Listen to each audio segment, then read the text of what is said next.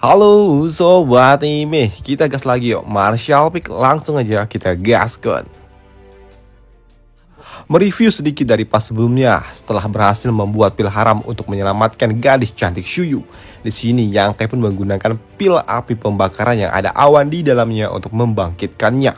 Di mana di dalam proses pembuatan pil haram itu juga harus memakan tumbal. Dan tumbalnya itu adalah kediaman milik Pak Tua Ao yang harus hancur lebur. Ya, ledakan super besar terjadi di kediaman Pak Ao. Itu sempat juga membuat Pak Tua Cabang beserta para penjaganya pun datang untuk memeriksanya, serta akan menghukum siapa yang berani-beraninya melakukan ini semua kepada Pak Tua Ao itu.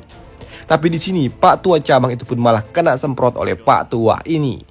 Ya, di sini Pak Tua ini pun sungguh sangat sensitif, karena di sini Doi tidak menduga kalau ternyata Yang Kai, bocah yang ia remehkan, ternyata berhasil membuat pil api pembakaran yang ada awan di dalamnya. Sedangkan untuk Yang Kai sendiri, setelah ia terbangun dari pingsannya, Doi merasa kalau semua otot yang ada di dalam tubuhnya benar-benar sangat-sangat sakit. Selain itu juga Yang Kai pun merasakan kalau Saenki-nya telah benar-benar sungguh terkuras.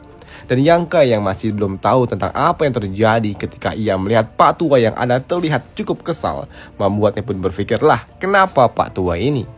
Tapi ketika ia melihat ke sekitar, ternyata semua kediaman Pak Tua ini telah hancur lebur. Tapi kampretnya di sini alih-alih bertanggung jawab dengan apa yang terjadi, Yang Kai malah kabur. Ya, Doi buru-buru kabur untuk melihat gimana kondisi dari gadis cantik Shuyu. Di sini Pak Tua Ao yang mengikuti Yang Kai, ternyata Doi tidak marah. Di sini Doi hanya memberikan pil haram yang berhasil dibuat oleh Yang Kai. Bahkan di sini Pak Tua itu juga menunjukkan pil-pil haram yang sebelumnya pernah ia buat.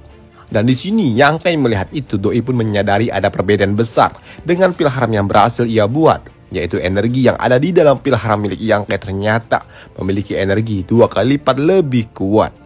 Dan itu pun dikonfirmasi oleh Pak Tua Ao ketika ia mendekatkan sains kristal miliknya. Di sini ternyata pil haram milik Yang Kai dapat menyerap energi dengan sangat-sangat cepat.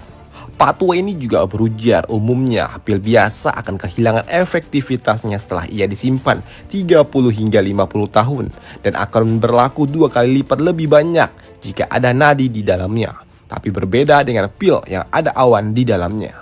Selain pil itu menjadi tidak memiliki tanggal expired, tapi pil itu juga seiring berjalannya waktu akan terus menyerap energi dunia, yang artinya pil itu akan terus semakin manjur. Dan sebagai contohnya, Pak Tua ini berujar kalau pil yang ia buat ini, ia buat 90 tahun lalu, dan ia memiliki energi 2 kali lipat lebih banyak dari pertama kali pil itu dibuat. Dan sungguh terkejutnya Yang Kai ketika ia tahu kalau pil yang dimiliki oleh Yang Kai ternyata sungguh berbeda. Selain memiliki kepadatan awan yang lebih baik, ternyata pil itu juga lebih baik dalam hal menyerap energi dunia. Dan artinya, jika pil itu disimpan selama beberapa ratus tahun, mungkin saja pil buatan Yang Kai ini setara dengan 1 buah bintang utuh. Dalam arti lain, ketika pil itu disimpan selama ratusan tahun, mungkin saja dapat membuat master yang ada di ranah Origin King dapat menembus 1 tingkat ranah di atasnya. Dan dengan pil haram yang memiliki efektivitas yang sangat mengerikan seperti itu, apakah Yang Kai yakin mau memberikan pil itu kepada gadis cantik Shuyu? Tanya Pak Tua ini. Ya, di sini Yang Kai pun tetap akan memberikannya karena ternyata memang Doi tidak memiliki pilihan lain. Dan ketika Pak Tua ini bertanya tentang metode apa yang digunakan oleh Yang Kai dalam membuat pil itu, sayangnya di sini Yang Kai juga nggak tahu. Setelah mendapatkan penjelasan tentang pil yang ia buat, kini Yang Kai pun membawa gadis cantik Shuyu pergi ke tempat yang lebih nyaman. Dan setelah memindahkan gadis cantik itu, Yang Kai pun kembali didatangi oleh Pak Tua ini. Di sini setelah bertanya tentang kondisi dari gadis cantik Shuyu, Pak Tua ini juga tidak habis pikir dengan Yang Kai yang ternyata telah mengumumkan kalau ternyata yang sudah membuat pil yang ada awan di dalamnya adalah Pak Tua Ao. Maka dari itu kini Pak Tua Ao pun tambah repot disanjung-sanjung oleh para tetua dari Serikat Dagang. Selain itu juga Pak Tua Ao ini pun juga heran kenapa Yang Kai tidak mau mendapatkan kredit. Padahal jika Yang Kai mengatakan kalau Yang Kai yang membuat itu, maka Yang Kai akan mendapatkan reputasi yang sangat luar biasa. Bahkan tanah serta para ciwi-ciwi yang ada di sekitaran Yang Kai, pasti Yang Kai akan mendapatkannya dengan sangat mudah. Dan yang menjadi pertanyaannya, kenapa Yang Kai tidak tertarik dengan kredit-kredit yang menguntungkan itu? Ya, simple. Di sini Yang Kai pun beralasan kalau saat ini itu akan sangat merepotkan karena saat ini usianya belum mencapai 30 tahun dan belum lagi kultivasinya juga masih sungguh sangat lemah. Maka dari itu, ini hanya akan membuat diriku tertekan atas pengawasan ketat yang akan diberikan oleh para master-master kuat yang akan terus-terusan memaksa diriku untuk membuat pil haram untuk mereka. Ya, hal itu pun dibenarkan oleh Pak Tua ini. Dan dengan alasan yang sungguh masuk akal itu, di sini Pak Tua Au pun pada akhirnya bersedia untuk mendapatkan kredit-kredit yang seharusnya menjadi hak milik Yang Kai. Selain itu juga, Pak Tua ini bertanya tentang bagaimana kondisi dari gadis cantik Xiuyu. Ya, di sini Yang Kai pun berujar dengan lirihnya kalau efek negatif dari air suci itu ternyata telah hilang, tapi tetap saja avatar jiwanya juga tidak pernah muncul. Dan tugasnya kali ini, ia harus membentuk ulang avatar jiwa milik gadis cantik Xiuyu.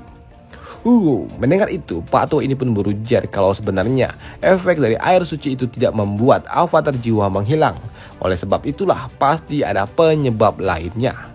Dan begitu Yang Kai bertanya, Pak Tua ini pun hanya menjawab kalau ia tidak tahu tentang gadis cantik itu. Dan karena Yang Kai adalah pengawalnya, seharusnya Yang Kai lah yang lebih tahu tentang gadis cantik ini. Maka dari itu, di sini Pak Tua Au pun bertanya apakah Yang Kai tahu tentang penyesalan yang sangat mendalam yang dialami oleh gadis cantik ini. Penyesalan yang mendalam ya.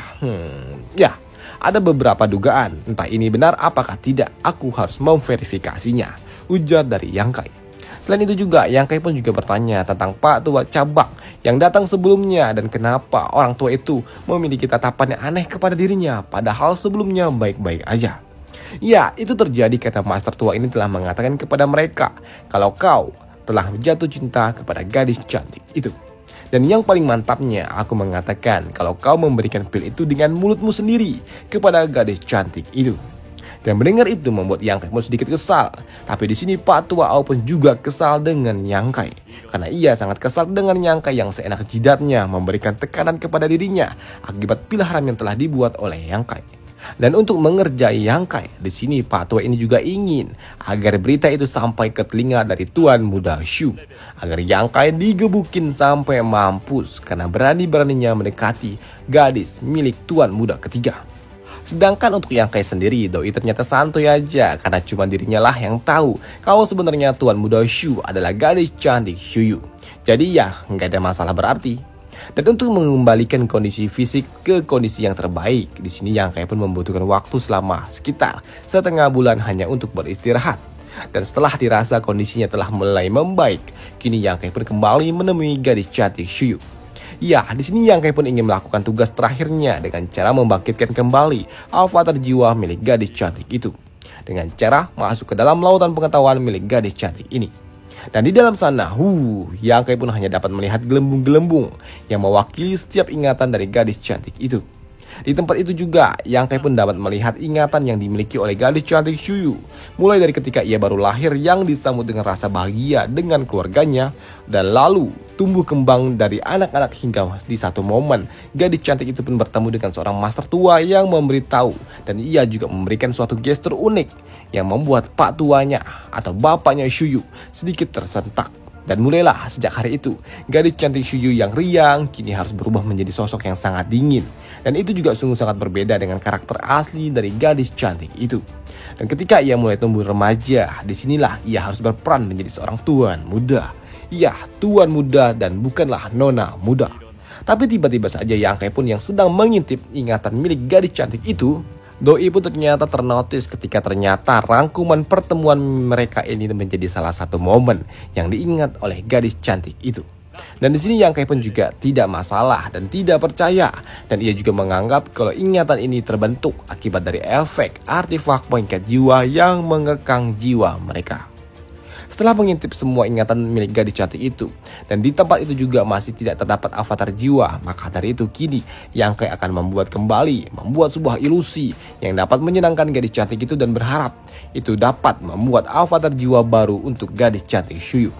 Dan ingatan baru yang diberikan oleh Yang Kai adalah kehidupan seorang tuan putri yang sungguh sangat indah. Dari kelahirannya yang dinanti oleh keluarga, tumbuh kembang remaja yang dikelilingi oleh keluarga yang harmonis, hingga kehidupan menjadi seorang putri yang dapat mengenakan pakaian yang paling menawan dan tidak perlu lagi mengikuti aturan-aturan yang sangat membosankan dan tidak perlu lagi menyiksa diri. Ya, selain itu juga Yang Kai pun memberikan suatu senyuman manis kepada gadis cantik ini agar ia dapat memberikan senyum itu kepada semua pria yang ada di sekitarnya. Hingga di satu momen ia bertemu dengan seorang pria yang memang dapat menggerakkan hati, yang pada akhirnya mereka ternyata saling bertemu dan saling menyukai satu sama lain, dan diakhiri dengan pernikahan dan menjadi wanita yang paling bahagia di dunia ini. Ya, di sini Yang Kai pun memberikan suatu ingatan yang membuat gadis cantik itu harus hidup bahagia walaupun hidup sederhana, hingga dapat tumbuh bersama, menua bersama, dan puncaknya dapat dikubur di tempat yang sama dengan pasangannya. Ya, itu adalah ingatan yang dibuat oleh Yang Kai, atau lebih tepatnya cerita-cerita Yang Kai. Tapi sayangnya ingatan indah itu ternyata yang dibuat oleh Yang Kai masih terlalu lemah. Maka dari itu di sini Yang Kai pun akan membuat ingatan yang lebih super duper lagi, yang akan menjadikan gadis cantik itu menjadi seorang heroin, dan berharap dengan ingatan itu dapat membangkitkan gadis cantik itu kembali. Dan boom, tiba-tiba saja avatar jiwa milik gadis cantik itu pun muncul tepat di belakang tubuh Yang Kai. Dan kemunculan avatar milik gadis cantik itu membuat Yang Kai pun lalu tersenyum tipis. Tapi ya sudahlah, karena avatar jiwa yang telah muncul, Yang Kai pun akhirnya pamit untuk pergi, yang membuat gadis cantik Shuyu sungguh sangat kesal. Dan untuk di luar sana, kini ternyata gadis cantik itu pun lalu mendekati Yang Kai, dan wajahnya juga terlalu dekat dengan Yang Kai, yang membuat Yang Kai pun sedikit terkejut. Sedangkan untuk gadis cantik Shuyu, doi pun terlihat sedikit kesal dengan Yang Kai yang telah masuk ke dalam lautan pengetahuannya, malah kabur saat ia sapa. Dan di sini Yang Kai pun juga tahu kalau ia tidak memiliki alasan lain untuk tetap tinggal di tempat itu, karena gadis cantik itu telah terbangkitkan. Bahkan di sini Yang Kai pun juga mengatakan kalau ia takut kalau ia bakal digembeng jika ia tetap berada di lautan pengetahuan milik gadis itu, yang membuat gadis cantik ini pun berujar kalau ia tidak mungkin melakukan hal itu, kecuali ya kalau Yang Kai melakukan tindakan yang salah menurut dirinya. Mendengar itu, di sini Yang Kai pun akhirnya ingin berkata jujur. Ia mengatakan kalau ia pernah mengintip beberapa ingatan milik gadis cantik itu, dan ia tahu semuanya tentang dirimu. Karena memang aku tidak memiliki pilihan lain, karena memang avatar jiwamu tidak mau terbangunkan. Dan mendengar apa yang dikatakan oleh Yang Kai yang banyak tahu tentang rahasianya, membuat gadis cantik ini pun sedikit kesal menahan malu. Dan ketika Yang Kai mengatakan kalau ia tidak banyak mengintip yang aneh-aneh, membuat gadis cantik ini pun tidak percaya dengan apa yang dikatakan oleh Yang Kai. Maka dari itu di sini Yang Kai pun berujar jujur kalau ia tahu semuanya, sampai-sampai doi tahu berapa jumlah bulu jempol yang ada di dalam tubuh gadis cantik itu, yang membuat Yang Kai pun harus kena gigit dari gadis cantik yang kesal dengan kata-kata Yang Kai yang tidak sopan itu. Namun untuk Yang Kai sendiri, doi pun tidak keberatan digigit. Bahkan doi pun menawarkan tempat lain jika mau diemut, tapi ya jangan kena gigi juga, yang membuat Yang Kai pun harus kena gampar. Ya, Yang Kai kena gampar karena doi sudah berkata-kata yang tidak pantas, kata-kata cabul gitu. Tapi bagi Yang Kai, doi pun tidak peduli. Tidak ada kata cabul-cabulan, karena ketika kau mencobanya, kau pasti akan ketagihan. Dan karena di sini Yang Kai sudah merasakan tabukan maut dari gadis cantik itu, di sini Yang Kai pun izin untuk pamit dan meminta agar gadis cantik itu beristirahat. Dan ketika gadis cantik itu telah pulih, ada sesuatu yang ingin aku bicarakan kepada dirimu, ujar dari Yang Kai. Ya, setelah Yang Kai keluar dari dalam ruangan dari gadis cantik itu, doi pun bertemu dengan Pak Tua Ao yang ternyata ia sedang nguping. Di sini Pak Tua Ao pun terkesan dengan Yang Kai yang berhasil membangunkan atau membuat ulang avatar jiwa milik gadis cantik itu. Bahkan di sini Pak Tua Ao pun menyarankan agar Yang Kai untuk segera pergi dari tempat ini sebelum Yang Kai dihantam oleh tuan muda ketiga. Karena kalau doi udah ngamuk, bintang ini juga bisa diledakkannya. Selain mendapatkan selamat dari Pak Tua Ao, di sini Yang Kai pun juga mendapatkan selamat dari Pak Tua Cabang. Karena di sini Yang Kai sudah menyelamatkan nyawanya. Bukan cuma nyawanya, tapi juga nyawa dari bintang ini juga. Dan setelah 1 bulan kemudian, di sini Yang Kai pun yang ingin bertemu dengan gadis cantik Shu. Ternyata doi tidak mendapatkan izin dari para penjaga. Hingga di satu hari ketika Yang Kai mencoba kembali untuk menemui gadis cantik itu, doi ternyata diizinkan untuk masuk menemuinya. Dan begitu Yang Kai masuk, gadis cantik itu pun ternyata telah duduk di depan meja bundar dan siap untuk melakukan negosiasi. Ya, di sini Yang Kai pun yang baru saja duduk di kursi, Yang Kai langsung disodori oleh sebuah kertas kontrak penuh yang akan memberikan suatu keuntungan yang sangat luar biasa bagi Yang Kai, yaitu 100.000 saring kristal kualitas tinggi setiap tahunnya. Dan melihat itu, di sini Yang Kai pun berujar kalau ini bukannya terlalu berlebihan untuk dirinya. Tidak, para penjagaku mendapatkan keuntungan, tapi ya memang keuntungan setiap penjaga itu berbeda tergantung orangnya. Dan ketika Yang Kai membaca kontrak itu sampai selesai, Doi pun sadar kalau ternyata Doi selain mendapatkan Sharings Crystal, Doi juga akan mendapatkan para ciwi-ciwi yang siap untuk melayaninya setiap malam, yang akan membuat Yang Kai sakit pinggang setiap harinya. Ya, di sini Shuyu juga akan memilih para ciwi-ciwi bukan sembarang ciwi. Ciwi-ciwi bangsawan yang memang sudah bangkrut, tapi ya tetap aja mau bagaimanapun itu adalah putri dari para bangsawan yang memang bakalan dohai juga. Dan melihat ekspresi Yang Kai yang mupeng membuat Shuyu pun yakin kalau mau bagaimanapun Yang Kai ini juga adalah seorang pria, dan bagaimana mungkin Yang Kai tidak tertarik dengan tawaran tubuh seorang wanita. Dan melihat Yang Kai yang sepertinya terlihat tertarik di sini, Shuyu pun ingin agar Yang Kai segera menandatangani kontrak kerja itu. Bahkan di sini Shuyu sangat percaya diri ia dapat membuat atau membawa Yang Kai bersama dirinya.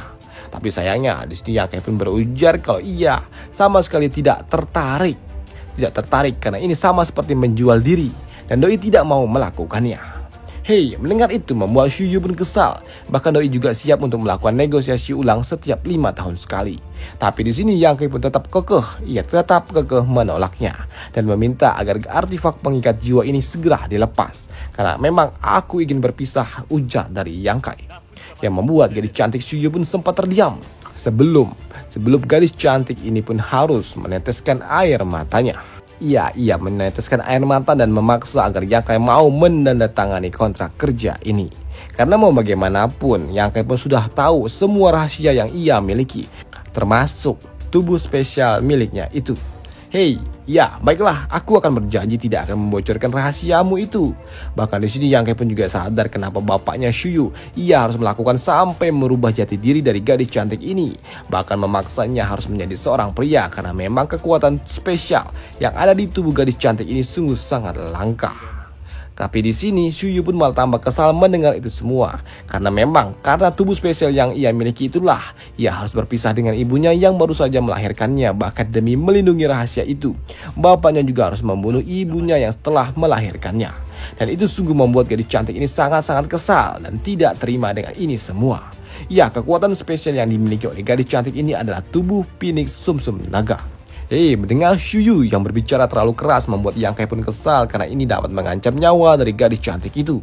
Tapi di sini Shuyu pun tidak peduli dengan itu semua karena memang kekuatan yang dimiliki oleh tubuhnya ini sungguh sangat spesial. Dalam arti lain, dirinya ini sama seperti para budak bulan yang dapat memberikan kekuatan kepada seorang pria yang telah mengewewnya. Tapi tentunya Doi adalah budak bulan premium VVIP, bukan yang cuma 300 di micet itu. Waduh.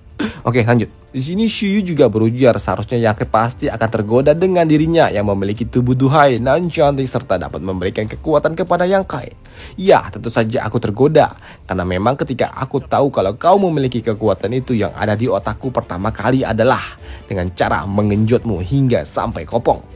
Oh iya, lalu kenapa? Kenapa kau tidak melakukannya? Kau juga telah tahu kalau aku pasti tidak akan bisa menyalahkan dirimu jika kau melakukannya. Tidak, terima kasih. Aku adalah pria yang berprinsip, ujar dari Yang Kai. Dan aku juga mendapatkan informasi kalau semakin tinggi level kultivasimu, maka akan semakin tinggi pula keuntungan yang akan didapatkan. Dan untuk saat ini kau hanya berada di ranah Saiyan King tingkat 3, dan itu paling hanya akan membuatku naik ke ranah Saiyan King tingkat 1. Dan jika hanya sampai situ aja, aku tidak membutuhkan bantuanmu. Oh, jadi begitu. Lantas bagaimana jika aku memang berada di ranah Origin King? Ya tentu saja, udah ku genjot, ujar dari Yang Kai. Dan intinya di sini perdebatan itu pun membuat Yang Kai tetap untuk memutuskan untuk pergi dan berpisah dengan gadis cantik ini. Karena nanti di masa depan jika rahasia dari gadis cantik ini telah tersebar, mungkin saja serikat dagang tidak dapat lagi melindungi dirimu. Dan jika kau mati, maka aku juga bakalan mati. Di sini Yang Kai pun juga menambahkan, kalau aku tahu kau melihatku hanya sebagai seorang kultivator rendahan yang hanya ada di ranah Saiyan tingkat 3. Tapi apakah kau tahu kalau dari sudut pandangku, aku adalah orang pertama dari duniaku yang dapat menjelajahi bintang, yang artinya aku adalah orang terkuat yang ada di duniaku. Dan kau seharusnya juga pernah menangkap seekor beast, monster beast. Dan kau seharusnya juga tahu nasib dari monster yang engkau tangkap. Apakah kau bisa menjinakkannya? Tentu saja tidak. Dan itu juga berlaku dengan diriku. Maka dari itu, aku akan menunggumu selama 3 hari lagi. Setelah itu kau akan tentukan jawabanmu itu. Ujar Yang Kai sembari meninggalkan gadis cantik Suyu. Yang membuat Suyu pun yang mendapatkan perlakuan yang tidak pernah ia dapatkan sejak ia lahir. Tentu saja membuatnya sangat murka. Doi juga melampiaskannya dengan cara membanting gelas yang ada bersamanya itu. Doi juga tidak menduga kalau ternyata dirinya yang tidak pernah mendapatkan penolakan harus jatuh ke dalam posisi yang tidak menguntungkan sama sekali ketika ia berhadapan dengan Yang Kai. Bahkan ia juga tidak dapat membantah kata-kata dari Yang Kai yang membuat gadis cantik ini pun benar-benar frustasi karena ternyata ia harus berpisah dengan Yang Kai. Sedangkan untuk Yang Kai sendiri, setelah ia pergi dari ruangan gadis cantik Suyu, Doi pun pergi menuju ruang harta milik serikat dagang. Ya, di sini Yang Kai pun memborong semua yang bisa ia borong, karena di sini Yang Kai pun mendapatkan hadiah. Ya, Yang Kai pun berhak untuk mendapatkan hadiah setelah ia menyelamatkan nyawa-nyawa mereka, bahkan nyawa bintang ini juga. Bahkan di sini Pak Tua cabang pun dan juga Pak Tua wakil ia ternyata tidak memeriksa benda apa yang akan diambil oleh Yang Kai. Setelah pergi dari ruangan harta, Yang Kai pun kini pergi menemui Pak Tua Ao. Di sini Yang Kai pun pamit untuk pergi karena dalam 2 hari lagi Yang Kai akan meninggalkan bintang ini. Awalnya Pak Tua Ao pun ingin membuat Yang Kai bekerja di tempatnya ini bersama dirinya. Tapi karena Yang Kai ingin pergi, membuat Pak Tua Ao pun ingin membagi pengalamannya kepada Yang Kai melalui buku-buku yang ia miliki. Buku-buku ini mungkin saja dapat membantu Yang Kai di masa depan dan menambah wawasan serta pengetahuannya soal alkemis. Walaupun ia juga tahu kalau bakat yang dimiliki oleh Yang Kai ini sangat luar biasa dan tidak perlu diragukan lagi. Tapi namun sayangnya ketika Pak Tua Ao ingin tahu belajar dari manakah Yang Kai soal susunan roh yang ada di dalam suatu pil haram, Yang Kai hanya berujar kalau ternyata ia tidak tahu. Karena ia hanya berasal dari dunia yang lebih rendah lagi dan ia hanya beruntung dapat mempelajari semua yang ada di tempat itu. Setelah 2 hari kemudian, Yang Kai pun kembali menemui gadis cantik Suyu. Di sini sayangnya sudah tidak ada lagi ruang untuk melakukan negosiasi yang membuat gadis cantik Suyu ini begitu frustasi. Maka dari itu, kini Doi pun berjalan ke arah belakang tubuhnya Yang Kai dan melampiaskannya dengan cara menggigit leher Yang Kai, dan ia juga harus meminum sedikit darah dari Yang Kai sembari meneteskan air mata. Setelah itu ia mengusir Yang Kai untuk segera pergi dari hadapannya. Dan sepeninggalan dari Yang Kai, gadis cantik itu pun hanya dapat menangis meratapi kepergian Yang Kai. Sedangkan untuk Yang Kai sendiri, Doi pun juga tahu dan tetap pergi meninggalkan gadis cantik itu. Dan ia juga pergi dari bintang ini pula. Setelah Yang Kai pergi dari bintang Rainfall, Doi pun merasa ada sesuatu yang hilang di hatinya begitu rantai pengikat jiwa itu dilepaskan. Tapi bagi Yang Kai, Doi juga merasa kalau Doi memang merasa Shu itu memang sangat duhai. Tapi ya, Suyan juga lebih duhai lagi lah, pikir dari Yang Kai. Tapi yang menjadi beban bagi Yang Kai selanjutnya adalah jika mana atau bagaimana jika Suyu harus menggunakan rantai jiwa itu kepada seorang old ugly. Pasti apa yang akan terjadi kepada Suyu? Pasti bakal mengerikan. Ini sulit untuk dibayangkan, pikir dari Yang Kai. Tapi ya udahlah, Doi pun nggak ambil pusing. Maka dari itu kini Yang Kai pun melanjutkan perjalanannya. Dan selama 10 hari melayang di luar angkasa dan gak tahu arah, tiba-tiba saja Yang Kai pun merasakan kalau ada beberapa orang yang mengejar dirinya. Di sini Yang Kai pun juga tahu kalau yang mengejarnya adalah 3 orang yang ada di Renaissance King tingkat 1. Di sini Yang Kai pun juga tahu kalau pasti ini semua adalah ulah dari Suyu. Dan dalam pelarian Yang Kai selama 4 hari berlangsung, Doi tidak menduga kalau ternyata para kampret ini masih dapat mengikuti dirinya, hingga membuat Yang Kai pun kesal dan capek. Pada akhirnya Yang Kai pun memutuskan untuk berhenti dan menghadapi para kampret-kampret ini aja, daripada ia harus main India-Indiaan atau uber-uberan atau kejar-kejaran. Dan untuk para kampret yang berhasil mengejar Yang Kai, mereka juga kesal karena Yang Kai ini masih aja kabur dari incaran mereka. Di sini tebakan Yang Kai pun pada akhirnya terjawab ketika salah seorang kampret mengutuk Yang Kai yang berani-beraninya mendekati Tuan Putri, waduh, kekasih milik Tuan Muda ketiga. Si kampret pirang ini juga berujar kalau mereka mendapatkan misi untuk menangkap Yang Kai hidup-hidup. Ya, walaupun mereka pasti akan memberikan rasa sakit sedikit kepada Yang Kai. Dan karena Yang Kai telah menghabiskan banyak waktu mereka dengan cara main kucing-kucingan, membuat salah satu kampret pun ingin Yang Kai membayar ini semua. Dan mereka juga mendapatkan kabar kalau Yang Kai telah menguras isi gudang penyimpanan milik serikat dagang yang ada di bintang Rainfall. Dan hal itu pun dibenarkan oleh Yang Kai. Doi berujar kalau saat ini ia memiliki sekitar 50.000 sains kristal yang ada di cincinnya. Di sini Yang Kai juga bertanya bagaimana mereka dapat menemukan Yang Kai yang ada di Star Sky ini. Ya, itu semua simpel.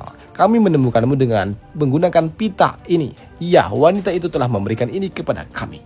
Karena pita ini dapat terus terbang ke arah dirimu. Ya, mendapatkan pita ini sempat membuat Yang Kai pun berpikir bingung lah bagaimana bisa ini terbang ke arah dirinya. Dan di sini Yang Kai pun juga berpikir jangan-jangan ini akibat ulah dari Shuyu yang telah menggigitnya dulu.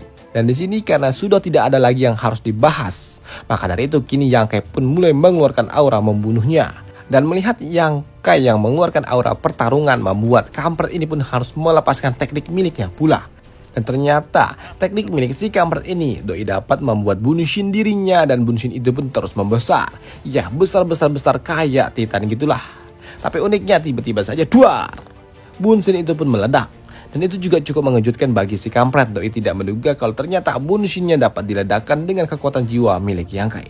Namun ketika si kampret ini lagi panik-paniknya, doi tidak menduga kalau ternyata ada suatu serangan yang datang ke arah dirinya dan slap. Ya, tombak ki menembus tubuhnya.